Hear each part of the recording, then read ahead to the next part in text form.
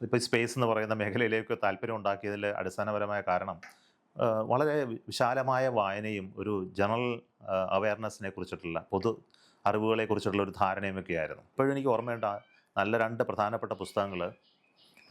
ഒന്ന് നക്ഷത്ര ആൽബം, നക്ഷത്രങ്ങളെ ആകാശത്ത് നോക്കി ഏതൊക്കെയാണ് അശ്വതി ഭരണി കാർത്തിക തിരിച്ചറിയാനുള്ളൊരു, അതുപോലെ ഗ്രഹങ്ങളെ തിരിച്ചറിയാനുള്ള ഒരു അറ്റ്ലസ്. ഓരോ മാസവും അത് ഉപയോഗിച്ച് നിങ്ങൾക്ക് നക്ഷത്രങ്ങളെ കണ്ടുപിടിക്കാം. മറ്റൊന്നൊരു ഇംഗ്ലീഷ് പുസ്തകം, എനിക്ക് ആദ്യമായിട്ട് വായിച്ചൊരു ഇംഗ്ലീഷ് പുസ്തകം തോന്നുന്നു അത്. അതിൻ്റെ പേരാണ് the universe and doctor Einstein. അത് റിലേറ്റിവിറ്റി തിയറിയെക്കുറിച്ച് വളരെ ബ്രീഫായിട്ട്, വളരെ സംക്ഷിപ്തമായിട്ട് അതിനെക്കുറിച്ച് സംസാരിക്കുന്നൊരു പുസ്തകമാണ്. ഒരു പുസ്തകത്തിൻ്റെ ഓർമ്മയുണ്ട് എനിക്കിന്ന്. അതിൻ്റെ പേര് the the captives of the sun.